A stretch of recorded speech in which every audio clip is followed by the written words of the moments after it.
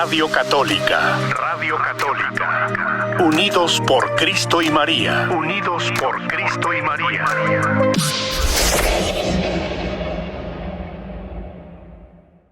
Aquí, gracias a Dios, estamos con el don de la vida, amando a la vida.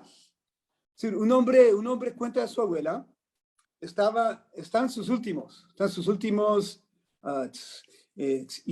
con una batalla larga de 4 años con cáncer. Ya se estaba agonizando.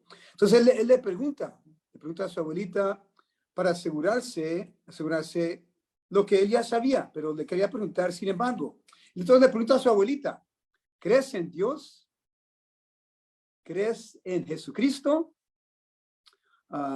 ¿Y lo aceptas a Jesucristo en tu corazón como tu Señor y Salvador? Bueno, su abuelita casi no podía hablar, pero sin embargo, da su sí. Dice: sí, creo en Dios. Sí, creo en Jesucristo. Lo acepto en mi corazón como mi Señor y Salvador. Bueno, podemos ponderar, es la pregunta clave. La pregunta clave, al centro de nuestra vida, al centro de nuestro existir. Y según la respuesta que damos a esa pregunta, determina el trayecto de nuestra vida y de nuestro destino para la eternidad. Si creemos en Dios, si creemos en Jesucristo nuestro Señor y lo seguimos.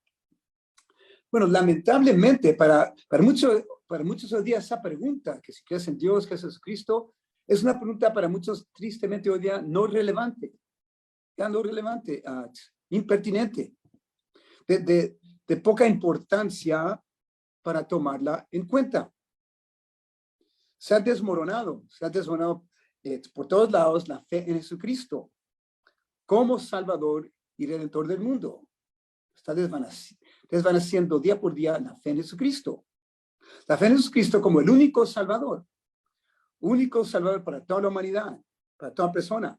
El único mediador entre Dios y los hombres, como lo dice San Pablo en la carta a Timoteo, en la segunda lectura del domingo. San Pablo dice ahí muy claramente: solo hay mediador entre Dios y los hombres.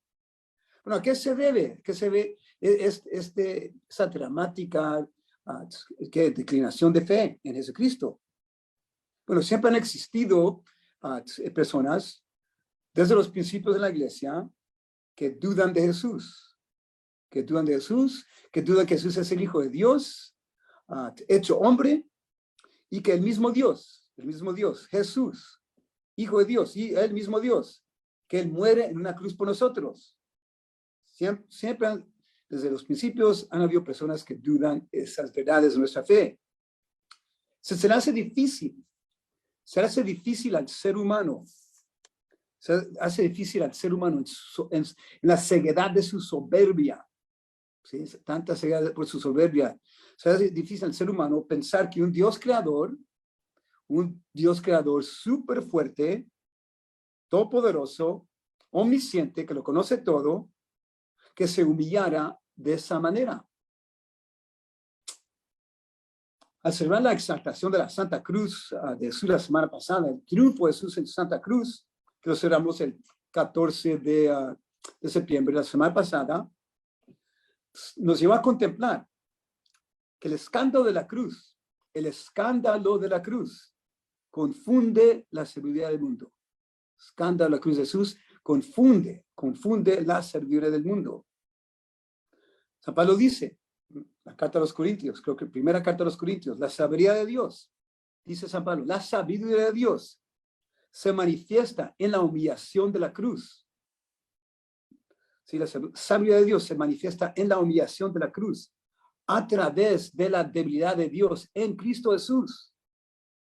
Dice San Pablo, esa debilidad, esa humillación supera la sabiduría más elevada de los hombres, supera esa debilidad de Dios, la fuerza más grande de los hombres, lo dice San Pablo, la paradójica de nuestra fe. El mundo no puede con eso. Y hoy día rechazo a Jesús hoy día con su cruz parece ser más fuerte que nunca ese rechazo. El yo del ser humano, el superponiente, superpotente yo del ser humano que piensa saber mejor que Dios, hasta que se hace su propio Dios.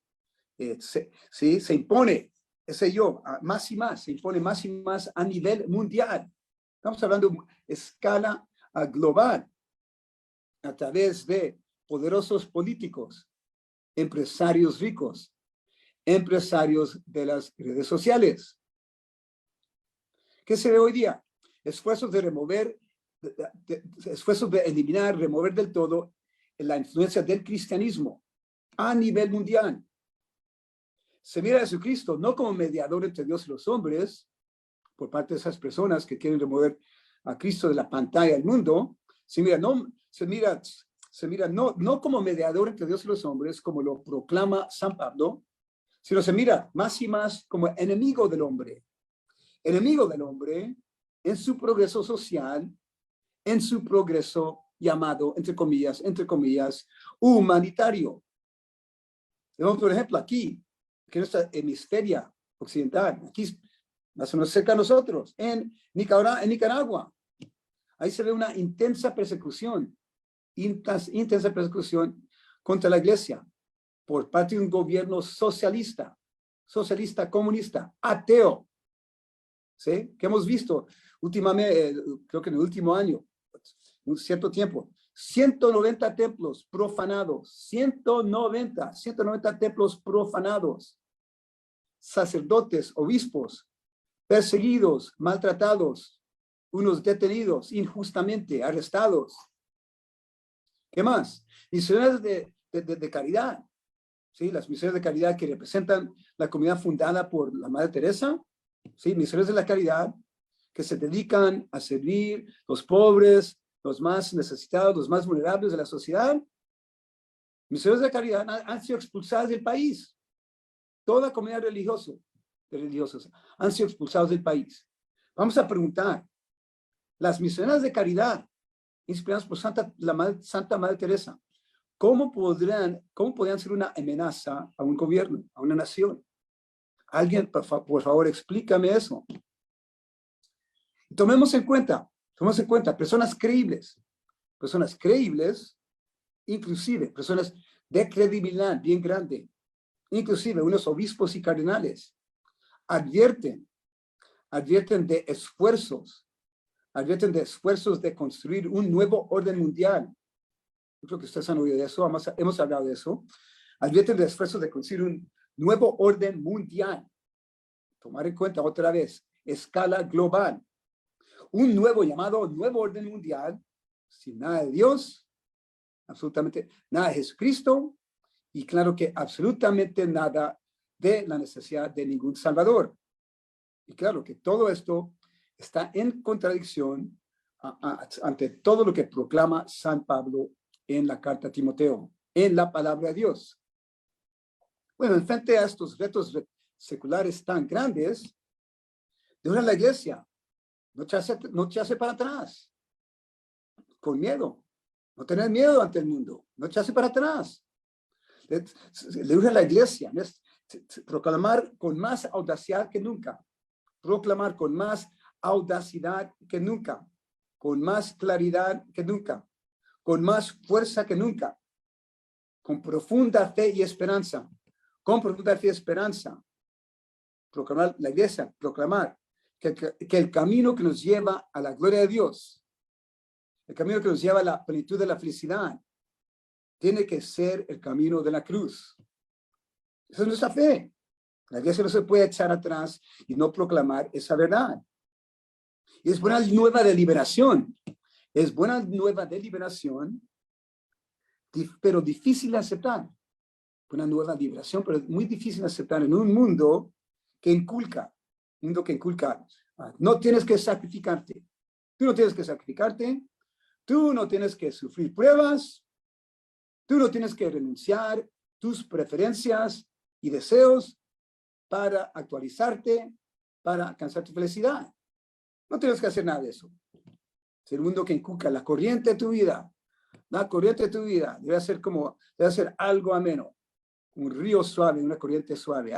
Ser algo ameno, algo suave y fácil, la corriente de tu vida.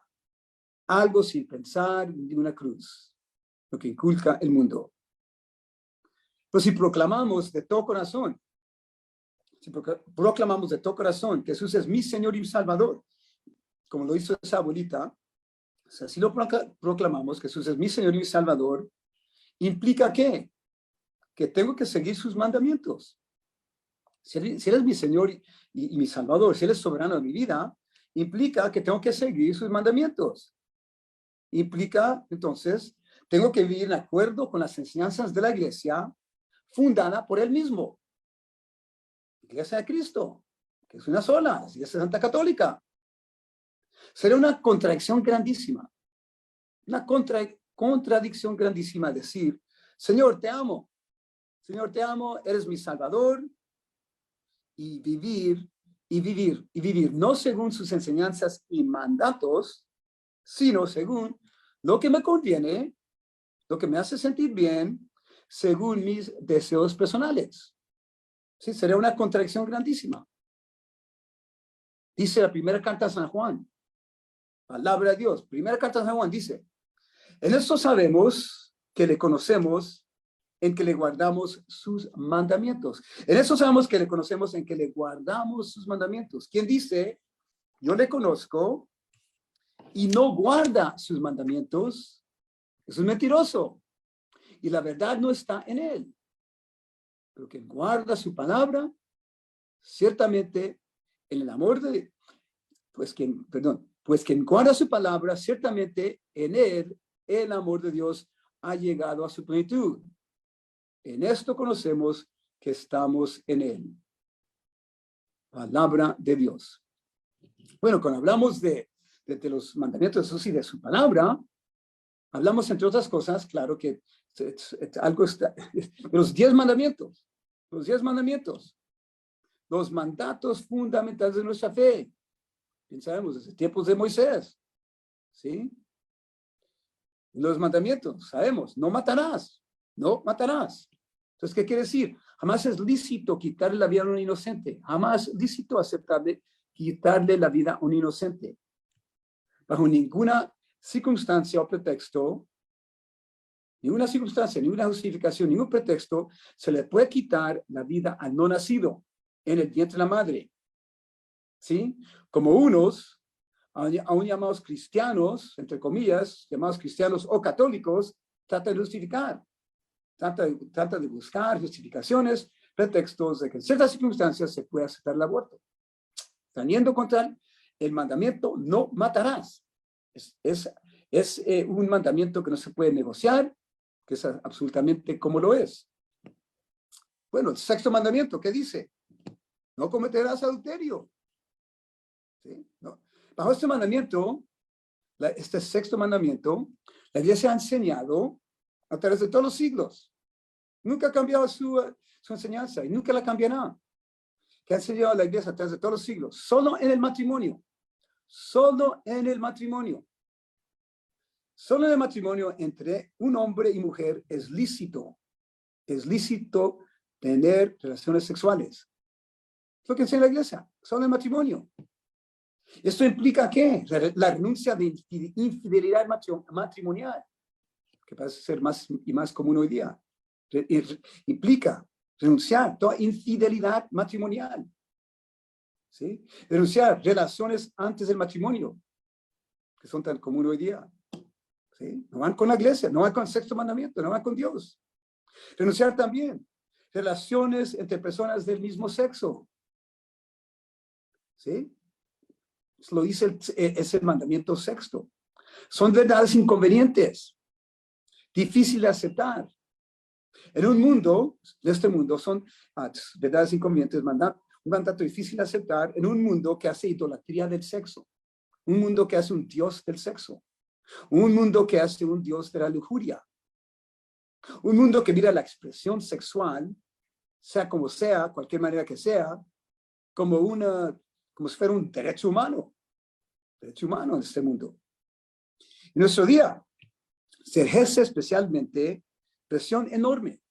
una presión enorme, política, social, por todos lados.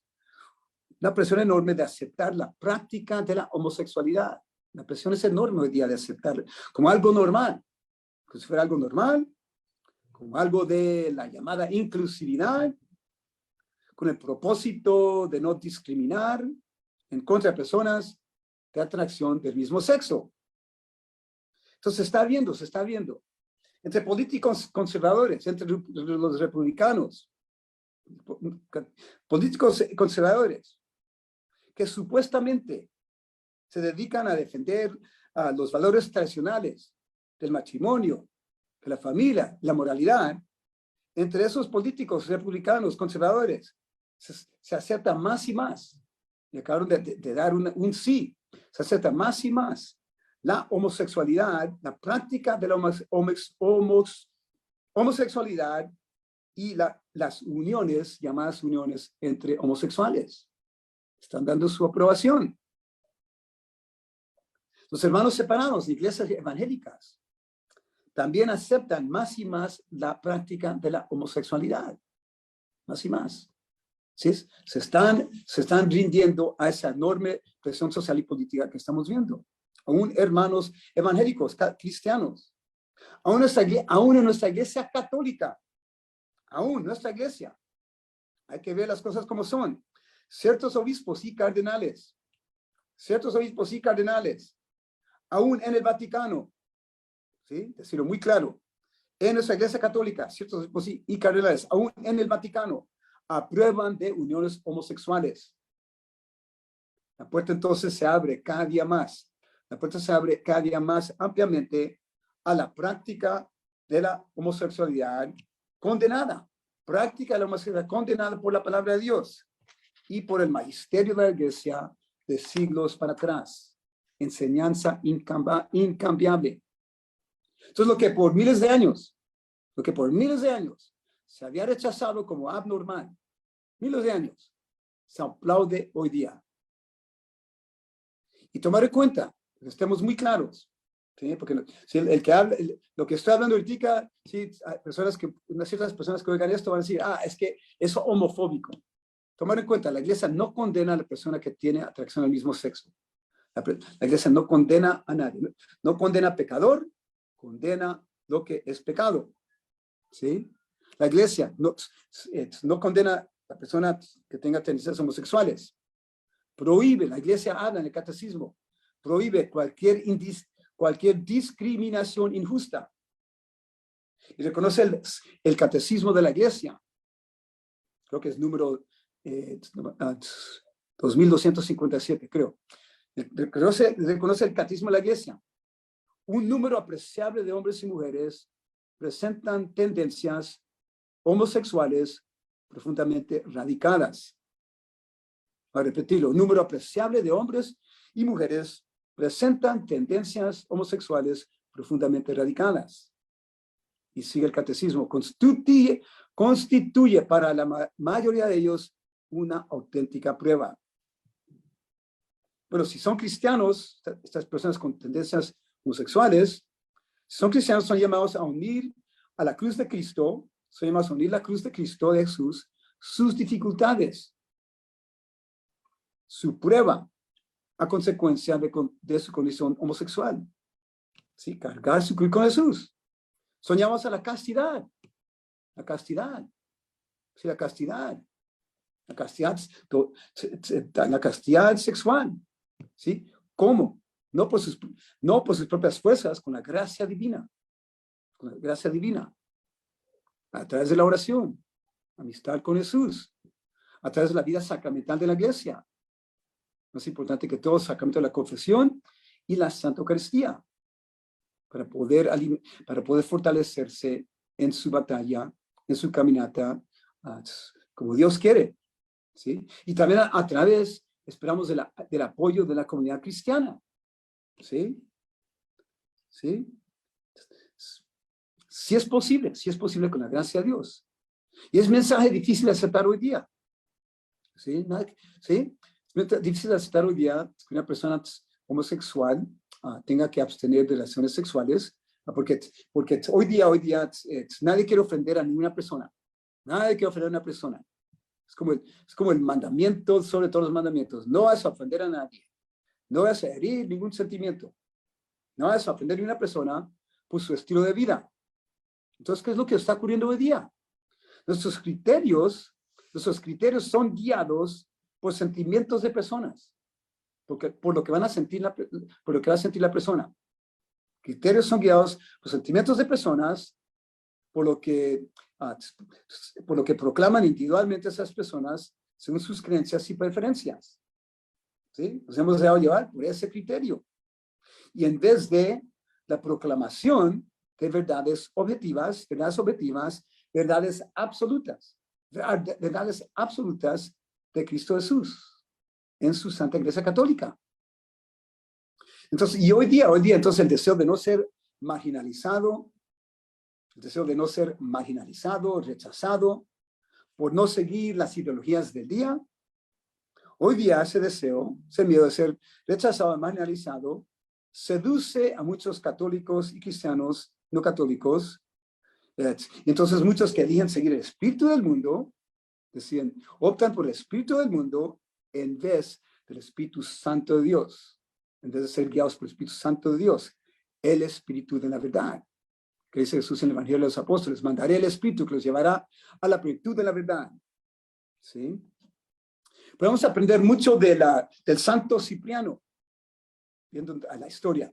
Santo Cipriano, obispo que fue martirizado en el año 258, tercer siglo, los principios de la iglesia, el mártir Cipriano.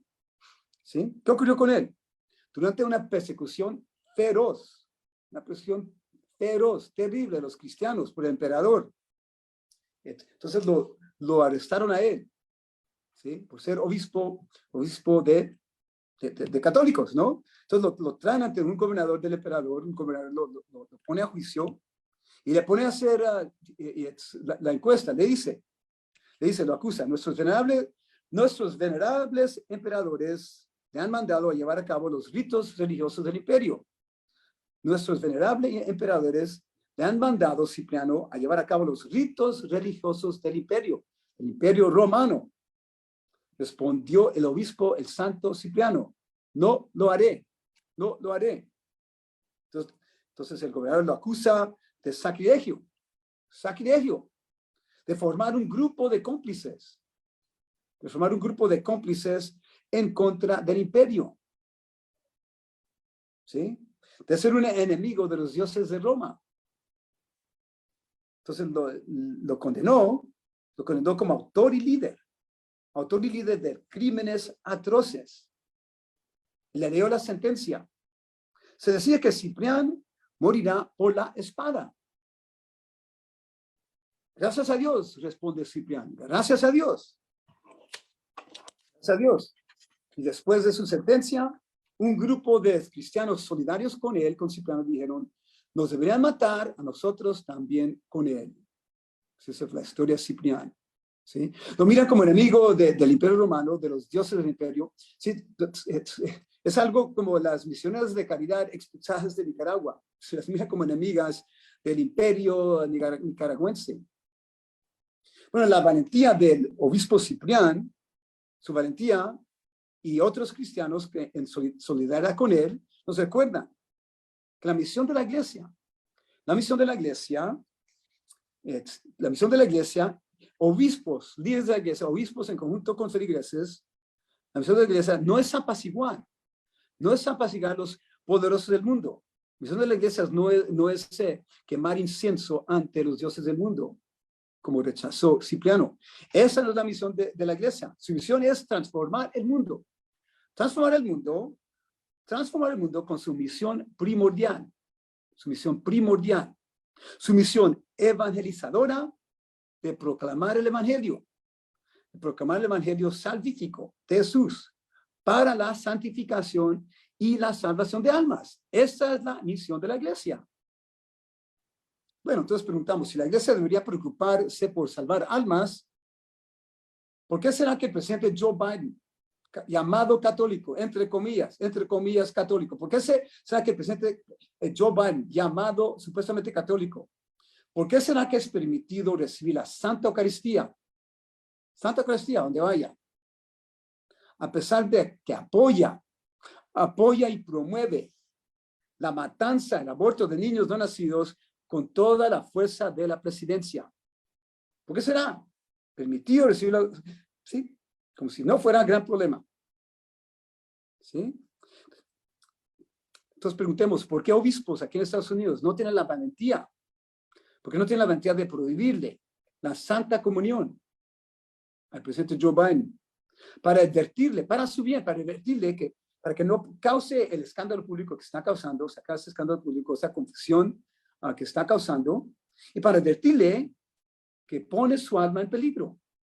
Advertirle que pone su alma en peligro si sigue promoviendo el aborto. No matarás.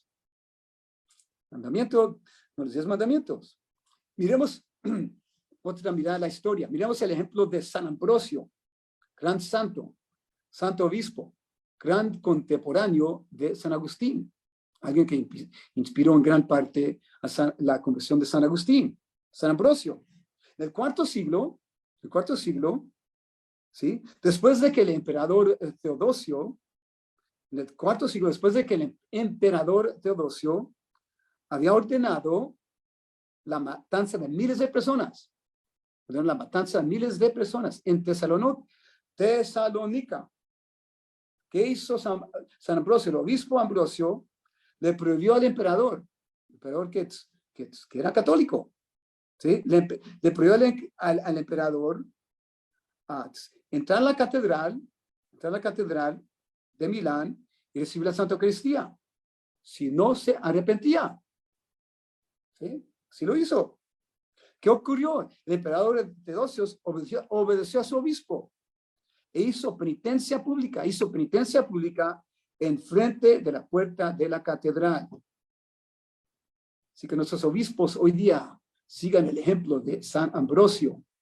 Tengan la valentía, de tomar las medidas que tienen que tomar, según lo que dice la iglesia. La realidad es que ningún emperador, ningún presidente, ningún hombre rico poderoso puede hacerse su propio Dios, decidir ir en contra de las leyes de Dios. Tarde o temprano tendrán que comprender que tendrán que hacerse sumisos ante Dios Todopoderoso. Y que ellos en conjunto, en unión con un mundo lastimado, aplastado, agobiado por los efectos del pecado, necesitan un Salvador. El hombre en sí mismo no tiene ni la capacidad, ni la sabiduría, ni las fuerzas para salvarse a sí mismo. Será como un enfermo en condición terminal, decir, no necesito un médico, yo me puedo salvar de esta enfermedad terminal por mis propios esfuerzos. Me engaño. ¿Sí? Lo que el hombre ordinario no puede, lo logra Jesús. ¿Sí? Jesús se vale de nuestra naturaleza. Jesús se vale de nuestra naturaleza caída y débil para salvarnos, rescatarnos del abismo del pecado, la corrupción, la injusticia, con su poder divino. Lo único que nos puede salvar, con su poder divino. ¿Y esto qué es? Escándalo de la cruz. Escándalo de la cruz. Y respuesta, ¿qué exige el Señor de nosotros? ¿Sí? Plena confianza en Él. Plena confianza en Él. Orar con fervor, constantemente, con manos puras, rosarios, ¿sí? Divina misericordia, novenas, Santa Misa, con manos puras, como exhorta San Pablo, la segunda lectura. O con fervor, con manos puras, ¿sí? Por los gobernantes, los políticos, los poderosos empresarios, por su conversión de corazón, para que trabajen por la paz y la verdad, y dejen atrás las diversas formas de manipulación y explotación de los pueblos. Al mismo tiempo, luchemos y oremos en nuestras familias, en la iglesia doméstica. Sí, recalcar de nuevo, la célula primordial de la sociedad, la iglesia doméstica. Sí, luchemos y oremos en nuestras familias, en la iglesia doméstica, por resistir y rechazar creencias y ideologías mundanas que amenazan destruir nuestra fe en el Evangelio de Cristo y nuestra fe en la iglesia católica. Estar velando, estar mirando, escudriñando. ¿Qué están mirando nuestros hijos por las redes sociales? ¿Qué influencias contra nuestra fe están asimilando? ¿Con qué les están cerrando lavando los cerebros las redes sociales, los empresarios de las redes sociales. Estamos por recuperar nuestra fe en el poder salvífico de Jesucristo, que en Él todo se puede, que en Él no hay límite en lo que pueda hacer con nosotros. Dejar que nuestro Señor construye, dejar que construya nosotros, vínculos entre nosotros de paz, fraternidad, hermandad, dejando atrás, como exhorta San Pablo, dejando atrás odios y divisiones. Esperemos al fin y al cabo que todo católico, todo cristiano no católico, cuando llegue al final de su carrera, cuando llegue al final de la carrera de su vida, pueda afirmar con la abuelita que es muriéndose, lo que hace toda la diferencia.